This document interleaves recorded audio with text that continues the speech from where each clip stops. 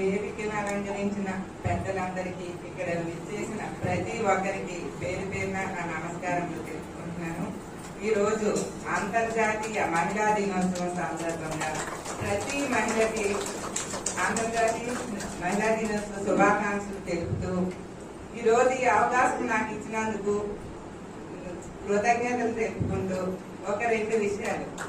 సూర్యచంద్రులు జగతికి వెలుగైతే ప్రతి మహిళ ఉంటే ఇంటికి వెలుగు. ఇంటిలోని ప్రతి ఒక్కరు కళ్ళలో వెలుగు చూసే సత్తా గల వ్యక్తి ఎవరంటే మహిళ. ఇంటిని సర్ది పెట్టే బాధ్యత కూడా మహిళదే. మన దేశంలో మహిళలకి ప్రథమ స్థానం ఇవ్వబడింది. మన రాష్ట్రపతి మహిళకే ఇవ్వబడింది, హోం మంత్రి మహిళకే. మహిళలంటే అంత పెద్ద స్థానము మన దేశంలో ఇవ్వడం జరుగుతుంది. ఇప్పుడు మన మహిళలు ఆర్థికంగా డెవలప్ అయితే మన కుటుంబం కూడా ఆర్థికంగా పుంజుకుంటుందనే ఉద్దేశంతో మన నారా చంద్రబాబు నాయుడు గారు ఎన్నో కార్యక్రమాలు చేపట్టడం జరిగింది. అవన్నీ మీకు తెలుసు.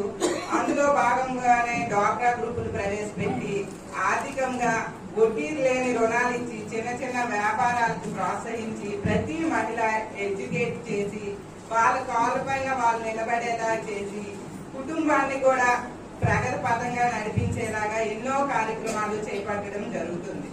ఇంకో విషయం ఏంటంటే మహిళలు కుటుంబ బాధ్యతలను చూసుకుంటూ వాళ్ళ ఆరోగ్యాన్ని పక్కన పెడుతున్నారు. ఆరోగ్యాన్ని అసలు పట్టించుకోకుండా ఎన్నో వ్యాధులు గురవడం జరుగుతుంది. కానీ ఇక్కడ చూస్తే చాలా ఆనందంగా ఉంది.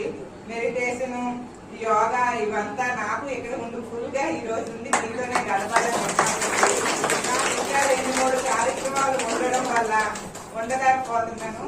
నాకైతే ఇక్కడ నుంచి వెళ్ళాలనిపించట్లేదు.